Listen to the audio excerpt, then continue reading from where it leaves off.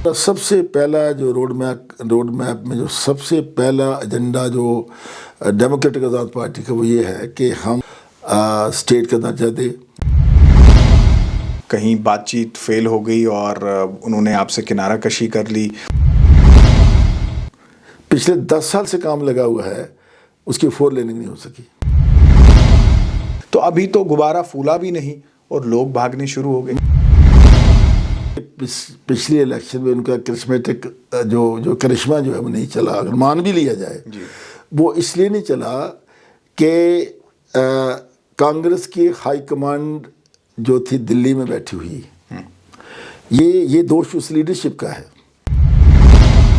आदाब, the news now देखने वाले सभी दर्शकों का स्वागत है। आप देख रहे हैं स्पॉटलाइट।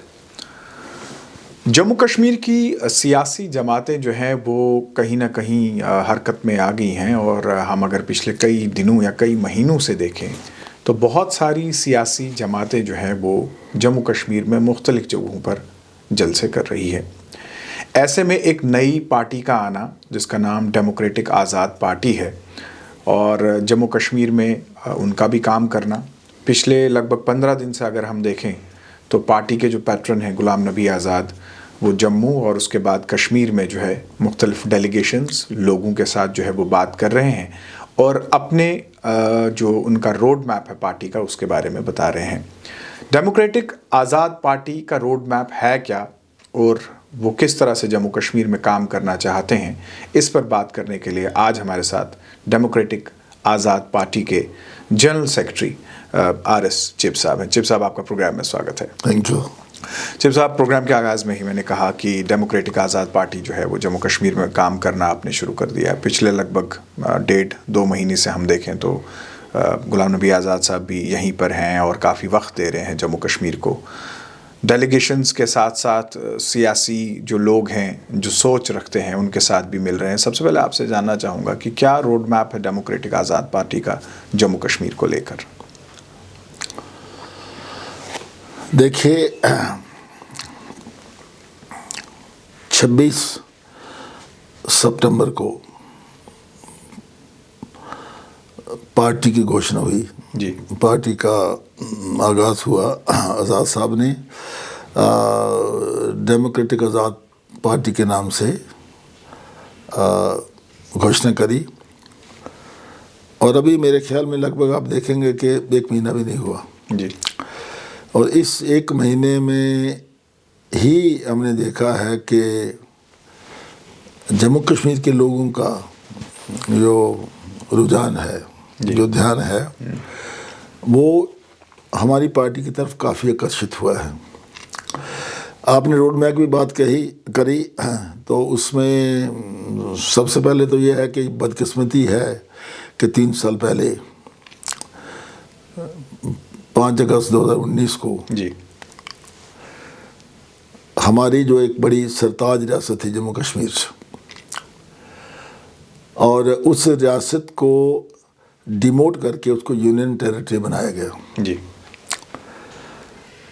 और उस पर मैं समझता हूँ कि लगभग हर जमात ने, हर पॉलिटिकल पार्टी ने और इवन हर व्यक्ति ने जी।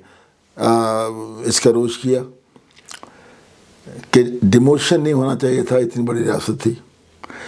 तो हमारा सबसे पहला जो रोड मैप में जो सबसे पहला एजेंडा जो डेमोक्रेटिक आज़ाद पार्टी का वो ये है कि हम चाहते हैं कि भारत सरकार इसको फौरन स्टेट का दर्जा दे जी।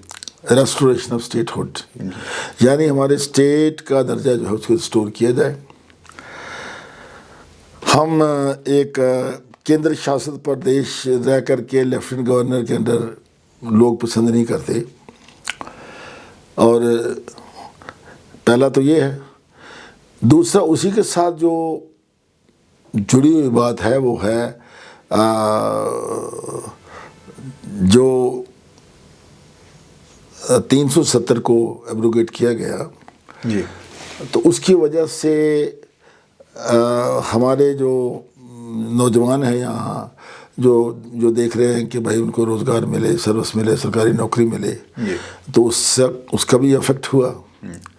तो हम चाहते हैं कि सर्विसेज में जो हमारे लोकल्स हैं, जम्मू कश्मीर के लोग हमारे जो हैं, उनका पूरा अधिकार होना चाहिए जी। इसमें कोई किसी भी बाहर के जो जो बच्चे हैं या जो भी रोज़गार लेने वाले हैं, उनका इस पर कोई हक नहीं होना चाहिए। तीसरा, ज़मीनों पर भी हमारा राइट होना चाहिए जी। और इसके अलावा करप्शन, मैं ईमानदारी से कहना चाहता हूँ कि आप किसी से भी पूछ लीजिए, आप गांव में जाइए, देहातों में जाइए, सिटी में जाइए, कहीं जाइए, कुछ करप्शन जो है उसने बड़े ज़बरदस्त तरीके से अपना सर उठाया जी। तो हमारी जो डेमोक्रेटिक आज़ाद पार्टी है, हमारा ये भी एजेंडा है कि हम करप्शन को बिल्कुल ख़त्म कर देना चाहते हैं। Will put an end to this. पांचवा, मैं आपसे कहूँगा कि ये इस पर कोई दो राय नहीं कि यहाँ तक यूनियन टेरिटरी की सरकार है, वो डेवलपमेंट की बात करती है जी। विकास की बात करते हैं, किसानों की बात करते हैं, मजदूरों की बात करते हैं, लेकिन मैं समझता हूँ कि चीज़ें इसके बरक्स हैं जी। मिसाल के तौर पर डेवलपमेंट में ये कहते हैं बहुत डेवलपमेंट हो रही है। मैं मानता हूँ कि जम्मू या जो श्रीनगर, इन सिटीज़ को स्मार्ट सिटी का दर्जा दिया गया जी। और अच्छी भली सड़कें, अच्छी भली जो फुटपाथ हैं, उनको उखाड़ करके नया पैसा खर्चा जा रहा है। मैं समझता हूँ कि ये बिल्कुल बेकार है। यस, और गांव में जाकर देखिए कोई डेवलपमेंट। एक मिसाल मैं देना चाहता हूँ आपको कि हमारी रोड एक जम्मू से सुचेतगढ़ अक्ट्रा पोस्ट तक जाती है जी। सुचेतगढ़ जो है वो स्ट्रेटेजिकली या टैक्टिकली बड़ी इम्पोर्टेंट जगह है जी। क्योंकि ये महाराजा के समय की रोड है जो सियालकोट को जम्मू से लिंक करती थी। जी। रेल लिंक भी था उस समय, लेकिन ये लिंक करती थी। और वहाँ हमारे बॉर्डर सिक्योरिटी फोर्सेस का एक किस्म का मिनी कंपनी है वहाँ, लेकिन हर सैटरडे संडे को वहाँ परेड होती है और हज़ारों की संख्या में लोग वहाँ जाते हैं। जी। 25 किलोमीटर सड़क जो है जम्मू से वहाँ तक, पिछले 10 साल से काम लगा हुआ है, उसकी 4 लेनिंग नहीं हो सकी। It is most unfortunate. बल्कि ये मैं कहूँगा कि मैंने कोशिश करी, क्योंकि मेरा सुचेतगढ़ का अपना एरिया है, मैंने कोशिश करी कि उस समय के डिप्टी चीफ मिनिस्टर से मिलने का। मैं ऑनरेबल हमारे LG मनोज सिन्हा जी से भी मिला जी। और उन्होंने गौर से मेरी बात सुनी और इसके साथ साथ मैंने honourable union minister Nitin Gadkari ji को भी लेटर लिखा जी। बल्कि मैं डॉक्टर जितेंद्र सिंह को भी मिला कि खुदारा ये 25 किलोमीटर जो है, यहाँ सारे हिंदुस्तान के लोग जो हैं बॉर्डर को देखने आते हैं, इस सड़क का तो काम शुरू दोनों करवाइए। लेकिन अच्छी बात है कि honourable union minister Nitin Gadkari ji ने उसको नेशनल हाईवे अथॉरिटी के अंडर लाया जी। आज 6-8 महीने हो गए, कोई काम नहीं वहाँ। अभी बरसात के दिन से कलवर्ट टूटा हुआ था और अभी 10 महीने से कलवर्ट नहीं बन सका रास्ते में। तो कहाँ है डेवलपमेंट बात? दूसरी बात, ये किसानों की बात करते हैं। हमारी जो रणवीर कैनाल है जी। जो अखनूर से निकलती है और रणबीर सिंहपुरा जो हमारा पैडी ग्रोइंग बाउल है जी। सबसे अच्छी बासमती जो है रणबीर सिंहपुरा में होती है। उसके साथ एरिया बिश्ना है, इधर मड़ है, यही एरिया है जो जम्मू में सबसे अच्छी बासमती पैदा करता है जी। तो नहर डैमेज हो गई, 3 महीने आज हो गया, नहर को जो रिपेयर नहीं कर पाए, तो कहाँ किसानों की बात करें? किसानों की भलाई ये कहाँ कर रहे हैं जी। तीसरा, हमारे इस बेल्ट में कठुआ से लेकर के पुंछ तक देखें, all along the IB up to Chenab river और उसके आगे LOC है जी। हमारी ये यहाँ इस बेल्ट में ज़्यादा से ज़्यादा जो हमारे रिफ्यूजी हैं वो 1947 के हैं, 65 के हम 71 के हैं जी। पिछले 70 वर्षों से ये हमारे रिफ्यूजी जो थे ये चिल्ला रहे थे कि हमें वन टाइम सेटलमेंट दे करके दे दीजिए, हम अपने आप को रिफ्यूजी नहीं कहेंगे। जी। डॉक्टर मनमोहन सिंह जी जिस समय थे और खसूसन जब आज़ाद साहब यंग CM थे, तो गुलाम नबी आज़ाद साहब ने उस समय एक प्रपोजल बनाया था कि हम 25 से 30 लाख रुपया एक एक परिवार को दे करके हम इनकी वन टाइम सेटलमेंट कर देंगे। इस सरकार ने, पिछली सरकार ने 5.5 लाख रुपया फी फैमिली दिया जी, और वो भी सब परिवारों को नहीं मिला आज तक, और चैप्टर क्लोज कर दिया। तो ये सारे मुद्दे जो हैं, इन सब मुद्दों को लेकर के डेमोक्रेटिक आज़ाद पार्टी जो आगे बढ़ेगी। और एक बात मैं यहाँ स्पष्ट कर देना चाहता हूँ, बड़ा ज़रूरी है कि कुछ लोग समझते हैं कि आज़ाद वर्ड जो है वो आज़ाद साहब ने अपने नाम से जोड़ा है। ऐसा नहीं है जी, उसके साथ कोई जोड़ नहीं है। आज़ाद, डेमोक्रेटिक आज़ाद पार्टी, डेमोक्रेटिक वर्ड तो अंडरस्टूड है, सब जानते हैं।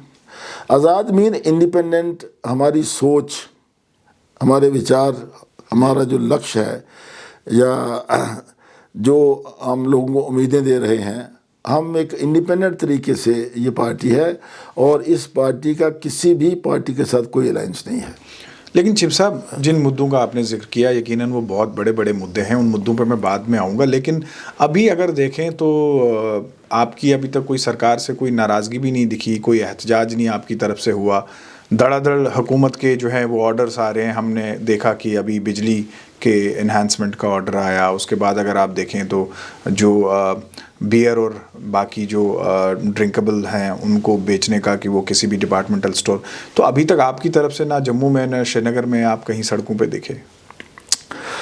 आप एग्री करेंगे मेरे साथ इस बात के लिए कि हमारी पार्टी जो है ये एब इनिशियो, ये फॉर्मेशन स्टेज पर है जी। मैंने कहा ना 26 सितंबर, महीना भी नहीं हुआ अभी जी। और इस महीने में ही आज़ाद साहब ने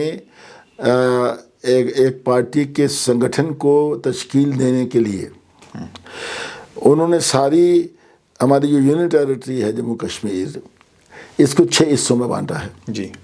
6 जोन उन्होंने बना दिए। 3 जोन कश्मीर में बना दिया, नॉर्थ कश्मीर, साउथ कश्मीर और सेंट्रल कश्मीर। जम्मू में भी 3 जोन बना दिए, जम्मू सेंट्रल जोन जिसमें आपका जम्मू, सांबा, कठुआ और उधमपुर आते हैं जी। पीर पंजाल, राजौरी, पुंछ का जोन, चनाब वैली, एसवाई डोडा जिसमें सब ज़िले आते हैं, रामबन से लेकर किश्तवाड़ तक। तो मेरा कहने का मकसद है कि पिछले 10 दिनों से हम लोग हमारी जो ये कमेटियां बन गई कि हमने एक पार्टी की फॉर्मेशन कैसे करनी है, तो सब लोग 6 के 6 जोन में हमारी पार्टी के लीडर्स जो हैं वो मीटिंग्स कर रहे हैं जी। आपने देखा होगा ये। और जो आज़ाद साहब का फैसला है कि हम ये जो 6 जोन होंगे, जोन के नीचे हम डिस्ट्रिक्ट कमेटीज बनाएंगे।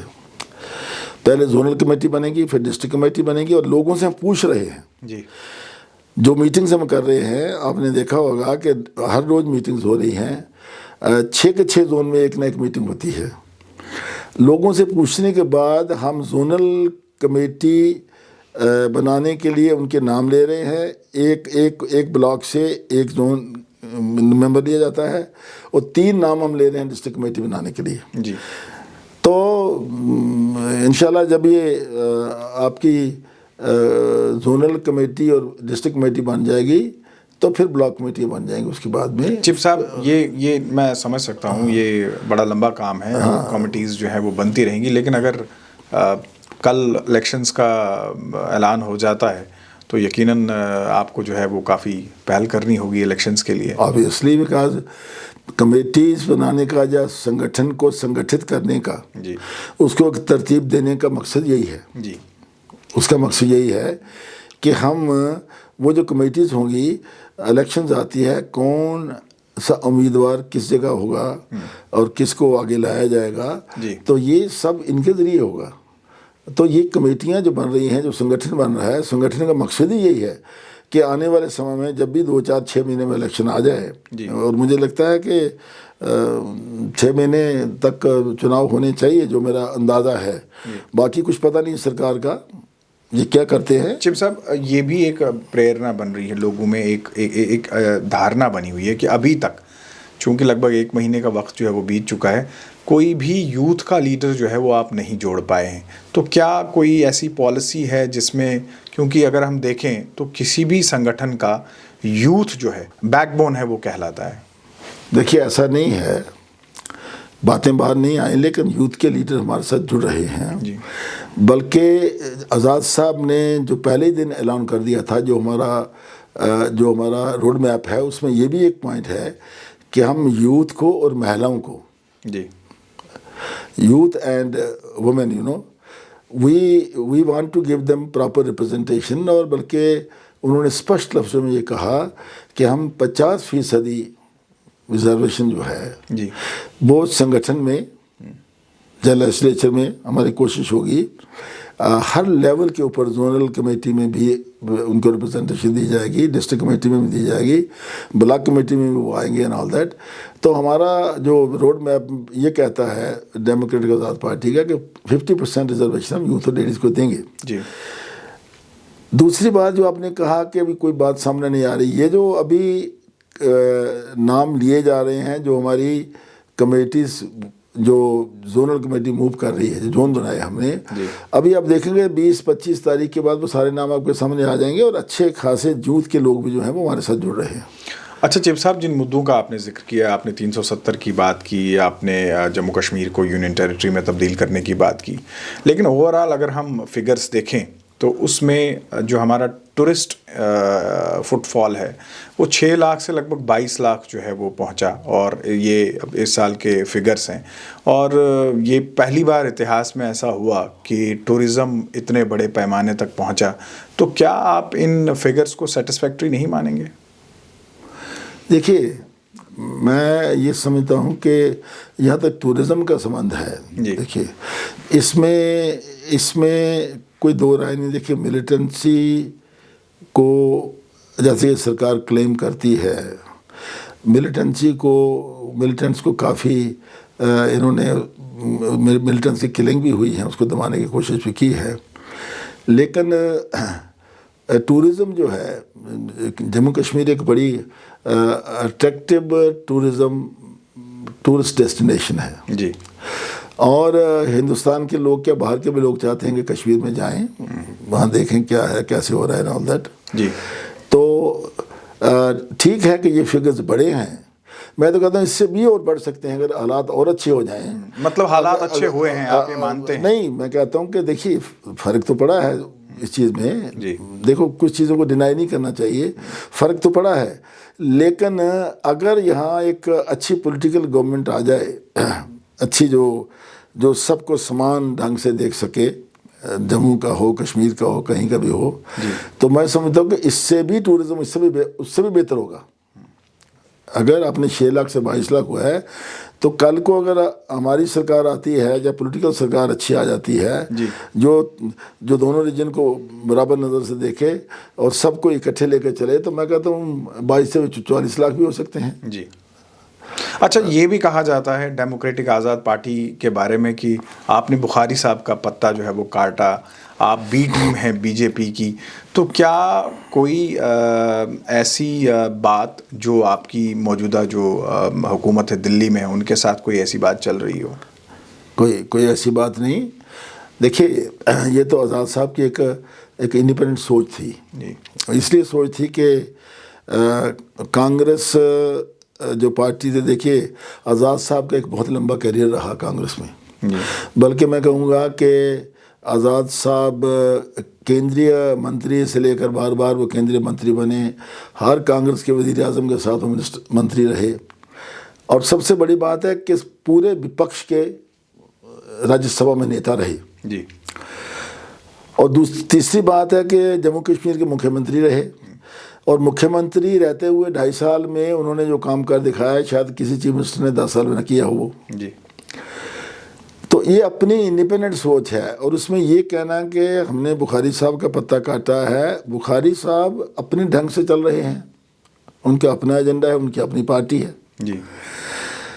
हमारी जो डेमोक्रेटिक आज़ाद पार्टी है, हमारा अपना एजेंडा है, और कोई भी हमारा इस मरकज़ के साथ या केंद्र के साथ या किसी दूसरी जमात के साथ कोई बैकिंग नहीं है। जी। कोई अंडरस्टैंडिंग नहीं है। मैंने शुरू से कहा, इसी वजह से इस पार्टी का नाम जो था वो डेमोक्रेटिक आज़ाद पार्टी रखा गया। तो इसलिए we have no understanding with anybody, हम किसी की टीम नहीं है। तीसरी बात मैं कहूँगा कि ये जो कहना कि ये बी टीम है या इनको बैकिंग एंड ऑल दैट, देखो क्या कौन बी टीम है कौन नहीं है तो टाइम बताएगा। लेट द इलेक्शंस कम, चुनाव आने दीजिए, ये तो उसमें सामने आ जाएगा। ये तो लोग फैसला करते हैं ना कि कौन सी टीम क्या है। देखिए, लोग जम्मू कश्मीर के गुलाम नबी आज़ाद साहब को बहुत अच्छी तरह जानते हैं, बल्कि मैं कहता हूँ गुलाम नबी आज़ाद साहब के समय जो डेवलपमेंट हुई इस रियासत में आज हमारे माननीय अपने केंद्रीय गृह मंत्री अमित शाह जी जो बड़े एक वरिष्ठ लीडर हैं और मंजे हुए पॉलिटिक्स के खिलाड़ी हैं, उन्होंने रजौरी में तो ये कहा और इवन बारामूला में ये कहा कि ये मेडिकल कॉलेज डोडा में, कठुआ में, उधर सब हमने बनवाए। ये तो गुलाम नबी आज़ाद साहब ने जब वो केंद्र में हेल्थ मिनिस्टर थे उन्होंने अपनी कलम से ये सैंक्शन किए। और डेवलपमेंट तो एक कंटिन्यूस प्रोसेस है, लेकिन बनना शुरू हुए, जगह लेगी, बनना शुरू हुए, कंप्लीट कब हुए, क्रेडिट उसको जाता है जो किसी चीज़ को इनिशिएट करता है, जो सैंक्शन करता है। चिप साहब, बिल्कुल गुलाम नबी आज़ाद साहब का बहुत बड़ा योगदान है, कंट्रीब्यूशन है as a chief minister Jammu Kashmir के जब वो रहे। लेकिन ये करिज्मेटिक जो उनका इमेज था, ये अगर हम देखें तो ये तो पिछले इलेक्शंस में भी नहीं चला और ख़ासकर पार्लियामेंट के जब इलेक्शंस हुए तब भी नहीं चला। तो आज आप कैसे ये मानेंगे कि आज़ाद साहब के ये जो इनिशिएटिव्स हैं या जो काम उन्होंने किया है अब के इलेक्शंस में जो है वो इस पार्टी से जो है वो ज़रूर बिकेगा? अगर इसको मान भी लिया जाए कि पिछले इलेक्शन में उनका करिश्मेटिक जो करिश्मा जो है वो नहीं चला, अगर मान भी लिया जाए, वो इसलिए नहीं चला कि कांग्रेस की हाई कमांड जो थी दिल्ली में बैठी हुई, ये दोष उस लीडरशिप का है। वो क्या डायरेक्शन देते हैं, किससे क्या काम लेते हैं। अब पिछले चुनाव में देखिए, बंगाल में जब चुनाव हुआ, यूपी में चुनाव हुआ, गुलाम नबी आज़ाद साहब से कोई काम नहीं लिया गया। असम में चुनाव हुए, यहाँ जो बड़ा ज़बरदस्त काम कर सकते थे, इनसे कोई काम नहीं लिया गया। केरला के चुनाव में इन्होंने तो सारी सदर्न स्टेट्स में जनरल सेक्रेटरी रहे ये और काम करके दिखाया। तो ये करिश्मा तब चलेगा जब आदमी को फ्री हाथ दिया जाए। आज गुलाम नबी आज़ाद साहब इंडिपेंडेंट आज़ाद हैं बिल्कुल। आज वो एक जमात के खुद सिपा सलार हैं। तो ऑब्वियसली उस समय में इनका करिश्मा नहीं चला, जब चला वो दूसरी बात है। लेकिन अब क्योंकि सब फैसले जो हैं इनके पास हैं और आवाम के हक़ में फ़ैसले लेना जो है वो अच्छी तरह जानते हैं, तो ऑब्वियसली मैं समझता हूँ कि जो नतीजे जो हैं वो हमारे हक़ में होंगे। लेकिन चिप साहब, शुरुआती तौर पे बहुत सारे जो नेता थे वो आपके साथ बातचीत में थे, जैसे चौधरी अकरम साहब जो थे, उन्होंने काफ़ी इंटरेस्ट शो की थी आपकी जमात में आने के लिए। लेकिन अगर देखें तो कहीं बातचीत फेल हो गई और उन्होंने आपसे किनारा कशी कर ली। इसी तरह से कुछ और लीडरों के बारे में ज़िक्र किया जा रहा था, जैसे एजाज़ खान हैं, मुमताज़ खान है, उनका जिक्र किया जा रहा था कि शायद वो भी आपकी जमात में शामिल होंगे। तो अभी तो गुब्बारा फूला भी नहीं और लोग भागने शुरू हो गए। नहीं, कोई भागने की बात नहीं है। चौधरी अकरम की कोई अपनी पर्सनल बात होगी। अदरवाइज जैसे आपने कहा, आज भी बहुत से लीडर आज़ाद साहब के टच में हैं और आप वेट करिए, 10-20 दिन वेट करिए। बहुत से लीडर जो अभी भी टच में हैं, जैसे सामने नहीं है वो सामने आएंगे। और हमारा परिवार जो है, जो डेमोक्रेटिक आज़ाद पार्टी है, ये बड़ा होगा, बढ़ेगा और आगे फैलेगा। जी चिप साहब, आपने अपना समय निकाला, हमारे स्टूडियो में आए, आपका बहुत बहुत शुक्रिया। Thank you very much, I am grateful. बल्कि आपने मुझे मौका दिया, मैं चंद बातें आपके साथ शेयर कर सका। तो ये थे आरएस चिप साहब, जो कि एक मंजे हुए सियासतदान हैं और कांग्रेस के साथ एक बड़ी लंबी इनिंग इन्होंने खेली है और अब डेमोक्रेटिक आज़ाद पार्टी का हिस्सा है। और इनका ये मानना है कि आने वाले वक्त में डेमोक्रेटिक आज़ाद पार्टी जो है वो जम्मू कश्मीर की सियासत में एक बड़ी पार्टी उभर कर जो है वो सामने आएगी। अब असल हकीकत क्या होगी ये तो आने वाला समय ही बताएगा और लोग इस बात का फैसला करेंगे कि ऊंट किस करवट बैठता है। आज के प्रोग्राम में बस इतना ही, इजाज़त दीजिए, आदाब।